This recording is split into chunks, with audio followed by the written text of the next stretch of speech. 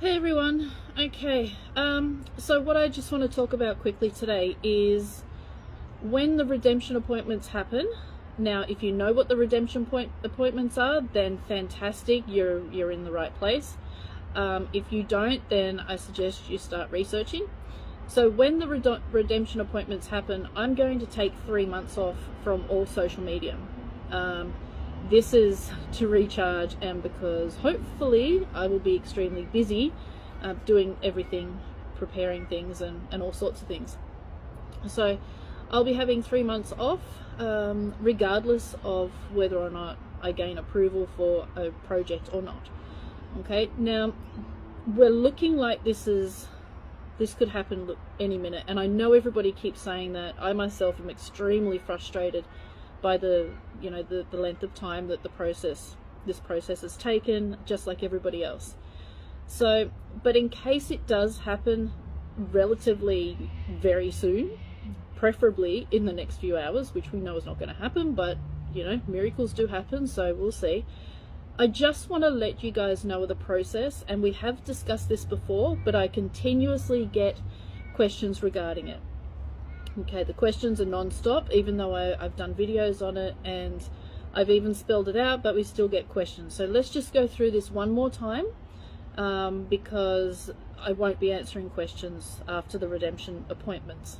Okay, so we have, when the humanitarians go in for the redemption appointments, okay, you will be given notice, you'll be given information on how to book your medbed appointment.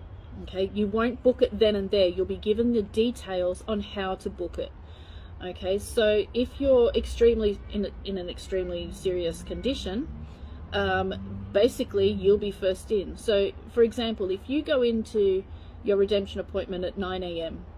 and you're chronically sick and you're really serious, you may be at the medbed center, wherever that may be, and there will not be any details given publicly. This will be between the humanitarian and the medbed team as to locations and things like that. Nobody else will know this, and you will be under a non-disclosure, so you cannot get on social media and say, hey, the medbed center is here and blah blah blah. You'll be under a non-disclosure.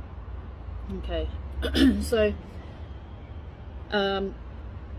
you may be, say your appointment's at 9 a.m, you might be there that afternoon at 3 o'clock undergoing your procedure. Okay, it literally is that quick.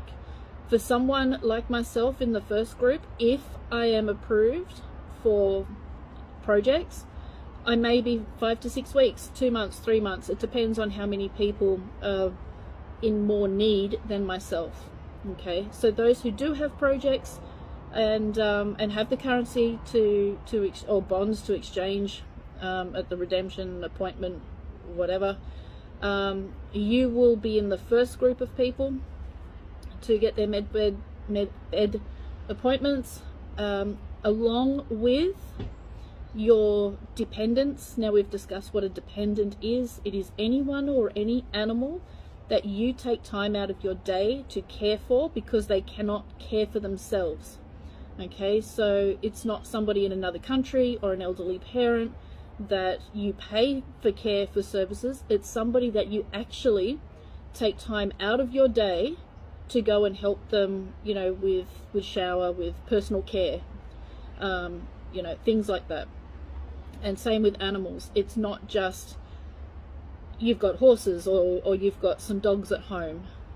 It's that they are sick, they are frail, they are elderly, there's something wrong with them, etc., etc.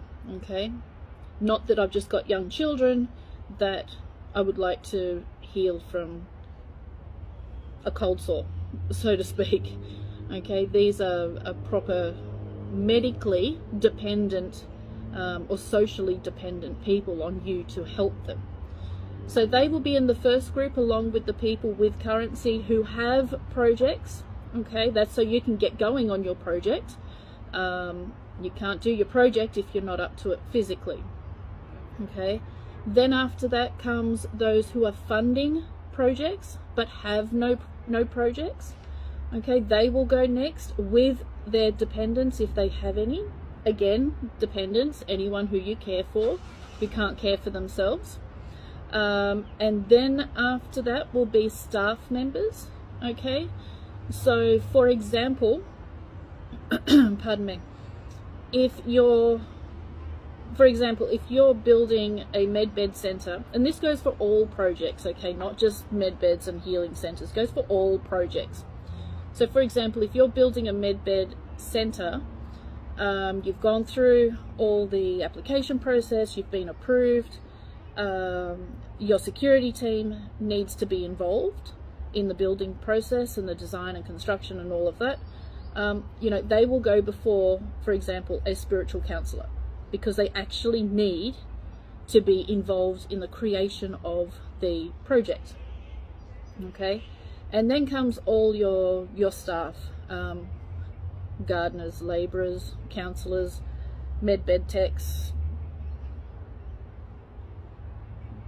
yoga instructors, massage therapists, you name it, kitchen hands, cleaners, cooks, blah blah blah blah blah. Okay, and then when everything is set to go and the time is right, it will be announced publicly. Okay, now with the public, remember, this is what I really want to do the video about. I thought I just had to touch upon the, you know, the humanitarians and that. So when we're talking the public, when it's available to the public, there will be a phone number. This is what I'm being told, okay? It may change. Everything's changing constantly, so this is not set in stone. This is just what I've been told. Okay, so you'll be given a phone number nationally. So every country will have their own phone number to ring, which will be like the main center, okay, where everything is organized from. And you ring that number and they'll ask you a few questions. Meanwhile, as they are putting in all your details into the quantum computer will then organize your first appointment, so your scan, your appointment, according to your need. Okay, now they'll not be asking extensive medical history. Okay, the quantum computer is artificial intelligence mostly, and it will be able to you know, place you where you need to be.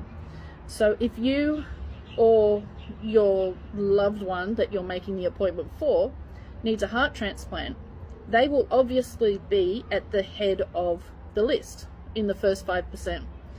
If you have somebody that has just been in a car accident and is on life support, obviously they'll go first. Okay, if you have a parent or a child that has been ill for quite some time but they are stable, then obviously they'll be a little bit further behind the actual immediate people that, you know, desperately need it. So we're talking triage. Now, if you know anything about emergency medicine or emergencies, it's all triage. The most important, the most needy person goes first. Okay, so it will be up to each and every one of you to ring the center when the numbers come out and make the appointment. If you have a child or a parent or somebody who cannot make decisions for themselves, you can make the appointment for them. Okay, if you have it, that's your responsibility as next of kin or carer, okay, or parent. You can make that appointment for them. If you have somebody who is quite ill or in need of the med beds but doesn't believe in the technology, you cannot make the appointment for them. They have to be a willing partner, a willing person. Okay, so remember, the quantum computer will pick up any kind of deception. So if you, for example, I want to go into the beds and I want this, I want that, so, but my brother, no way, I'll wait and I'll see. And I ring up to make the appointment for my brother, that will come back that there is deception. And no appointment will be able to be made for him until he has agreed to it, because it's all vibration. It's all mostly AI, so it will already know your intentions before you even start talking, okay? So you cannot make an appointment for somebody who is not willing, who doesn't want it, no matter how much you can.